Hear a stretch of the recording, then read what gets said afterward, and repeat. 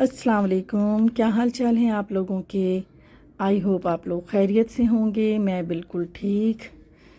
तो भाई जनाब, गर्मी जो है वो तो बहुत ही शदीद है कोई। और इतनी इतनी गर्मी है, हद से इतनी है कराची में कि बस अल्लाह से दुआ है कि बस अब रहमत वाली बारिश हो जाए। और बस ये बारिश भी ऐसी होना कि बस किसी पर जहमत ना बने। उमूमन यही होता है कि जब बारिशें होती हैं ना, तो फिर वो वाकई जहमत बन जाती है। और जो इस तरह के घर होते हैं गरीब लोगों के, वो तो जाहिर है कि फिर उनको तो काफ़ी नुकसान होता है। तो आज भाई इस शदीद गर्मी में मैं ऊपर आ गई थी और मैंने काफ़ी दिनों से अपने पौधों को नहीं देखा था। तो मैंने कहा चलो आज मैं ऊपर चलती हूँ। तो साथ मेरी मेड भी थी, तो फिर मेरी हिम्मत ज़रा ज़्यादा हो जाती है, क्योंकि आजकल मेरी मेड जो है वो चली गई हैं अपने गांव ईद मनाने के लिए। तो अब तक तो आई नहीं। तो बस मैंने वैसे ही अब दूसरी मेड का इंतज़ाम किया है। तो ये भी होता है ना कि सबकी ही ईद बकरीद सबके लिए ही आती हैं। और जैसे हम मनाते हैं, वो लोग भी अपने गांव से शहरों में काम करने के लिए आती हैं, तो फिर उनका भी हक होता है कि भाई वो भी अपनों के साथ ईद मनाएं। तो बस यही है कि हमारी भी मजबूरी है कि उसके बगैर ना मैं तो भाई एक पल भी नहीं रह सकती, एक कदम भी नहीं चल सकती।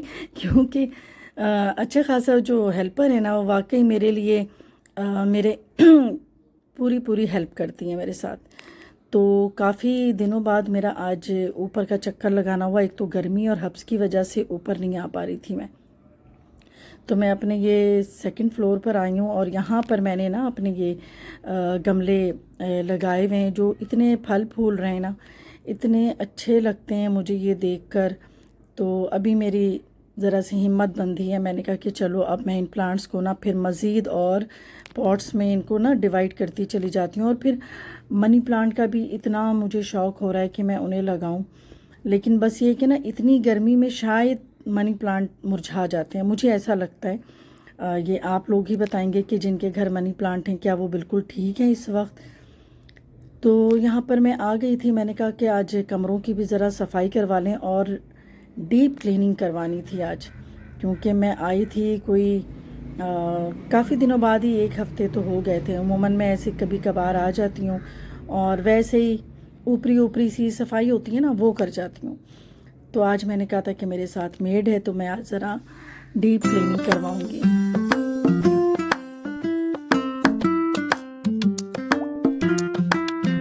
वक्त का काम तो गुज़रना है और इतनी तेज़ी से गुज़र जाता है कि मुझे ऐसा लगता है कि कल ही तो मेरा बेटा शायरी जो है वो आया था कनाडा से, और अब उसके ना जाने का वक्त भी करीब है। तो रोज़ाना बस कहीं ना कहीं दावतें ही हो रही हैं। तो अभी जैसे मैंने अपने पिछले व्लॉग में दिखाया था कि बड़ी सिस्टर के घर दावत थी, तो दावतें तो बहुत हुई हैं। बस इस बीच ना मैंने कोई व्लॉग भी नहीं बनाया। तो आज है मेरे घर नहीं, मेरी छोटी सिस्टर है ना, उनके घर है आज दावत। हम सब की है, पूरी फैमिली है वहाँ पर।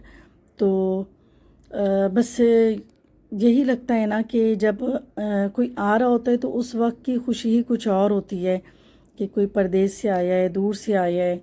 तो उस वक्त बहुत ज़्यादा खुशी होती है। और वक्त तो ऐसे पर लगा कर उड़ जाता है ना कि पता ही नहीं चला कि इतने सारे दिन गुजर गए। और बेटे के मेरे जाने का भी दिन जो है वो बहुत करीब आ गए हैं। तो साथ उन्होंने कोई अपनी शॉपिंग भी नहीं की, हालांकि मैंने कहा भी था, लेकिन बस वही होता है ना कि चलें हम फिर कर लेंगे। तो अब जो है ना, ऐसा लग रहा है कि बहुत सारे काम सर पर आ गए हैं। शॉपिंग भी है, पैकिंग भी है, साथ साथ घूमना भी है और दावतें भी हैं। तो ये सारी चीज़ें ना बहुत जल्दी जल्दी से हो रही हैं। तो आज छोटी सिस्टर के घर में है दावत, लेकिन दावत से पहले मैं ये खाना क्यों बना रही हूँ। तो जनाब, वहाँ तो जाना है डिनर पे, और यहाँ पर मेरे हस्बैंड भी घर पर होंगे और उनके कुछ दोस्त भी होंगे। तो मैंने फिर सोचा कि मैं उनके लिए ऐसी वन डिश बना कर चली जाऊँ ना, कि फिर मर्द हजरात होते हैं तो फिर बहुत ज़्यादा चीज़ें उन लोगों से नहीं संभाली जाती एज सच किचन में। तो मैंने फिर ये सोचा कि मैं ऐसा करती हूँ कि मैं बीफ की निहारी बना देती हूँ। तो इसलिए मैंने कहा कि चलो आज मैं बना कर रख कर और फिर मुझे जाना था शॉपिंग पर और उसके बाद जाना है दावत पर। तो बीफ की निहारी के लिए मैंने गोश्त ले लिया, वो जो बोंग का गोश्त कहते हैं, और गोल सी जिसकी बोटियां होती हैं, तो वो मैंने लेके ना उसको गोल गोल ही मैंने काट लिया था। मतलब उसकी मैंने वो स्क्वायर बोटियां नहीं की, गोल गोल ही कर ली। क्योंकि आपने देखा होगा हमेशा कि जब होटल में या रेस्टोरेंट में निहारी होती है ना, तो उसकी बोटियां बहुत बड़ी होती हैं। तो इसलिए मैंने ना इनको बड़े साइज़ की ही बोटियां रख दी थी। तो इसको पहले मैंने डाल के ना थोड़े से अदरक लहसुन में डाल के भुनाई की थी, फिर पानी डाल के मैंने इसको हाफ़ डन कर लिया था। ये समझे कि 70% ना मैंने इसको डन कर लिया है। और बाकी जो अब मैं इसको मज़ीद निहारी मसाला डाल दूँगी, और साथ में मैंने इसके साथ ना थोड़ा सा ऑल पर्पस फ्लोर जो होता है उसको मैंने बस ड्राई रोस्ट कर लिया था। तो 2 चम्मच जो जिससे मैं भुनाई कर रही हूँ ना, इससे मैंने 2 चम्मच के करीब जो है फ्लोर को ड्राई रोस्ट किया, और फिर उसके बाद उसको पानी में घोल बना लिया और इसमें डाल दिया। अच्छा, बस रेडीमेड मसाला मैंने निहारी का पैकेट इसके अंदर 1.5 या 2 मैंने यूज़ किया है। और उसके बाद इनको ना पकने के लिए धीमी आंच पे छोड़ दिया था काफ़ी देर तक। और यहाँ पर मैंने प्याज को अच्छे से फ्राई कर लिया और ऑयल भी ज़्यादा लेके और इसका तड़का लगा दिया, और 5 मिनट के लिए ना मज़ीद मैं इसको दम पर छोड़ दूँगी ताकि प्याज जो है इसके अंदर रच जाएं और थोड़ी सी ना ऐसे जैसे नरम हो जाएं। क्योंकि जब हम इनको खाते हैं ना, तो वो ऐसे लगता है कि जैसे इसके अंदर लेस आ रही है या रेशे आ रहे हैं। तो ये वाला तरीका बहुत ही हिट होता है और बहुत ही पसंद करते हैं ना घर में इस तरीके से जब मैं बनाती हूँ। तो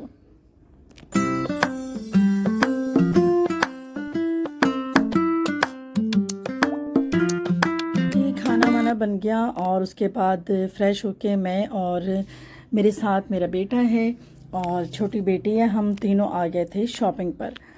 तो भाई ख़वातीन की तो बात ये होती है ना, और मेरे साथ तो ये होता है कि अगर मुझे थोड़ी सी भी तबीयत ख़राब होती है, वीकनेस फील होती है, तो मैं ना फिर शॉपिंग पर निकल जाती हूँ, फिर सारी बीमारी दूर भाग जाती है। तो आज भी यही हुआ। हालांकि आज मैंने काफ़ी सारा काम किया था, पहले तो डीप क्लीनिंग, फिर उसके बाद कुकिंग।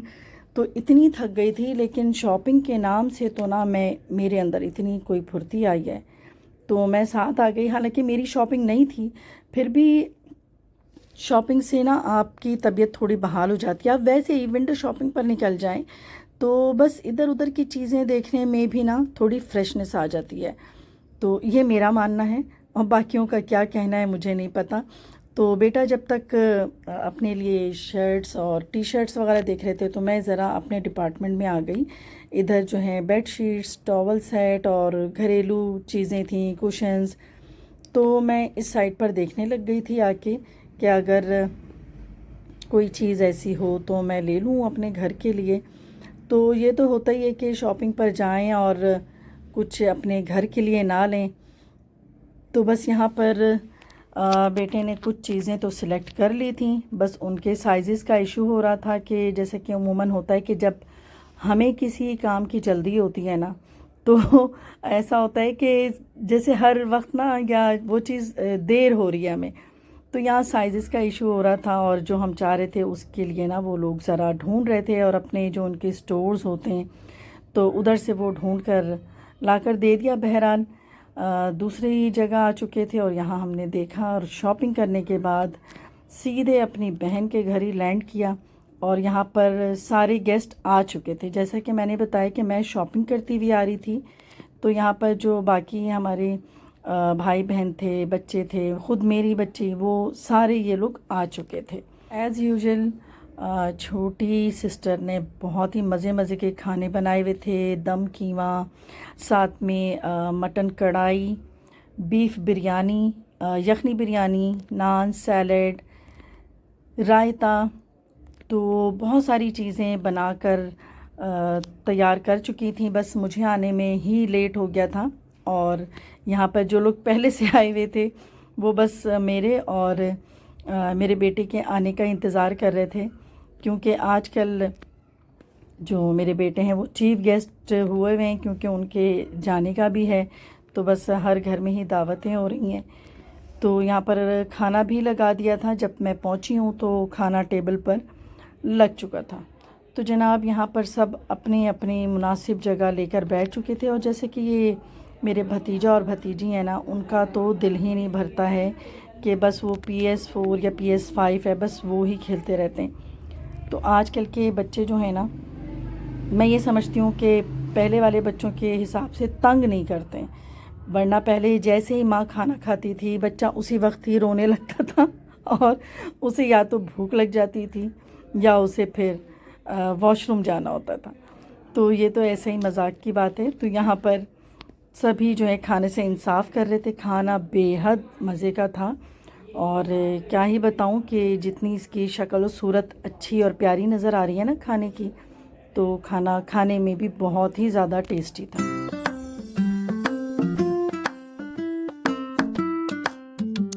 तो भाई आजकल बकरीद के बाद का सीज़न है, और सब लोगों के यहाँ कौन कौन से डिशेस बन रही हैं ज़रूर बताइएगा, क्योंकि सबके घर कुर्बानी हुई है। तो ज़ाहिर है कि फिर नित नई डिशेस भी ट्राई करते रहते हैं। तो मैं भी यही कोशिश कर रही थी कि कुछ ना कुछ नया बनाऊं, लेकिन आजकल मैं अपना व्लॉग इतना कम बना रही हूं, क्योंकि बेटे के जाने की वजह से बिल्कुल भी मैं वीडियोस वगैरह बिल्कुल भी नहीं शूट कर रही। हालांकि डेली ही कहीं ना कहीं हमारी दावत होती है। तो बहुत से घर तो ऐसे होते हैं कि जहाँ पर मैं वीडियो बिल्कुल नहीं बनाती हूँ। तो जनाब खाने के बाद मीठे का दौर चला, और एज़ यूजुअल बहुत ही ज़बरदस्त सोफले आई थिंक नाम था, और बहुत ही बेस्ट आइटम है ये। मैंने इसको ट्राई नहीं किया आज तक, लेकिन मैं ज़रूर बनाऊंगी और इसकी रेसिपी भी शेयर करूंगी। तो ये बहुत ही मज़ेदार मीठा होता है, और इतना लाइट होता है, इतना लाइट कि खाने में आपका पेट भी भर जाएगा लेकिन दिल नहीं भरे, इतना ज़बरदस्त ये मीठा है। तो बहरहाल खाने के बाद हम सब छत पर चले गए थे, और रात का वक्त, ठंडी ठंडी हवा। मेरा आज का ये छोटा सा व्लॉग कैसा लगा ज़रूर लाइक करें, शेयर करें, और इजाज़त चाहती हूँ बस मेरे साथ आप भी इंजॉय करें इस मौसम को, इस वेदर को।